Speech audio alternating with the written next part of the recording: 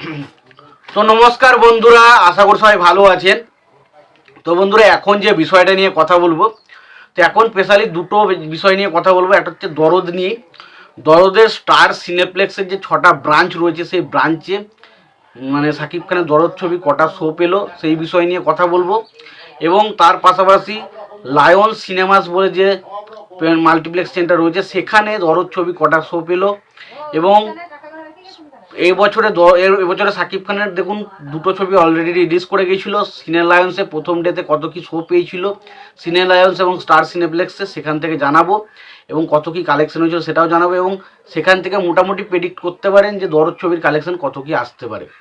তো দেখুন, প্রথমত আমি যদি সিনে লায়ন্স নিয়ে কথা বলি, তো সিনে লায়ন্সে 4টে মতো শো পেয়েছি। সিনে লায়ন্স সিনেমা হলে কিন্তু এই ছবিটা মানে দরদ ছবিটা 4টে শো পেয়েছে। এর আগে যদি আমরা রাজকুমার, তুফান এবং দরদ নিয়ে কথা বলি, তো রাজকুমার ছবিটা 3টে শো পেয়েছিল, তুফান ছবিটা 5টা শো পেয়েছিল, এবং সেই জায়গায় দরদ কিন্তু 4টে শো পেয়েছে।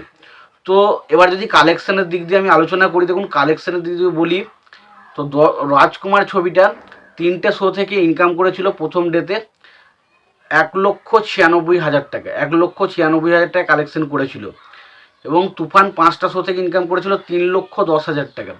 তো মোটামুটি দরদ পেয়েছে 4টে শো, মোটামুটি বোঝাই যাচ্ছে ছবিটার কালেকশন হয়তো 3 লক্ষর একটু কম হতে পারে এবং 2 লক্ষর থেকে একটু বেশি হতে পারে। তো দেখা যাক কালেকশনটা কত আসে।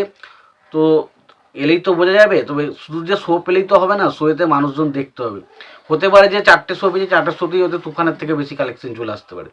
তো সেটা হওয়ার একটু চান্স কম রাখছে, এবার দেখা যাক সেটা হয় কি না।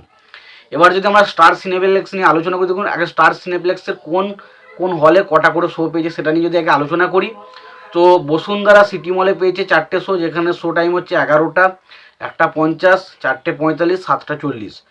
2 নম্বর যদি শ্রীমন্ত শ্যামবাজারের কথা বলি, তো সেখানেও 4টে শো পেয়েছে। 4টে শো, সেটা হচ্ছে একটা হচ্ছে 11টা, একটা 1:30, একটা 4:45 এবং একটা 7:40। এসকে টাওয়ার, সেখানেও 4টে শো পেয়েছে, সেখানে পেয়েছে 11টা এবং একটা 1:30, 4:45 এবং 7:40। এবং সোনি স্কোয়ারে যদি কথা বলি, সোনি স্কোয়ারে 3টে শো পেয়েছে, যেখানে 1:40, 4:45, 7:40।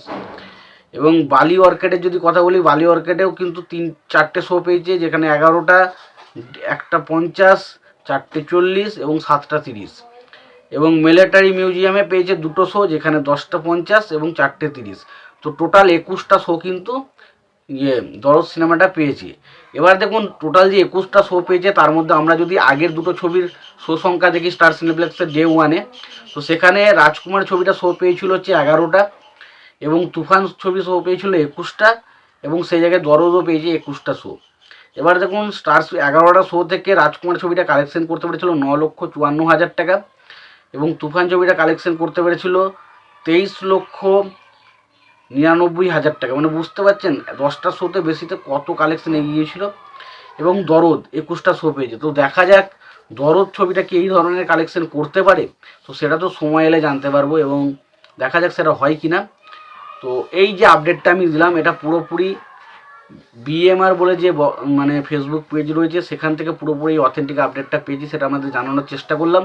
তবে সবশেষে একটাই কথা বলবো, এই মুহূর্তে সাকিব খানের যেহেতু দরদ ছবিটা রিলিজ করছে, তাই এই সাকিব খানের কয়েকটা ভিডিও আমি রোজ নিয়ে আসার চেষ্টা করবো এবং প্রত্যেকদিন যা আপডেট আসবে সেগুলোকে তাড়াতাড়ি শেয়ার করার চেষ্টা করবো। তাই প্রত্যেকটা বন্ধুকে অনুরোধ করে রাখবো, আপনারা চ্যানেলটাই নতুন হয়ে থাকলে অবশ্যই চ্যানেলটি সাবস্ক্রাইব করে নেবেন, আর যদি ভিডিওটি ভালো লেগে থাকে লাইক কমেন্ট শেয়ার করতে ভুলবেন না।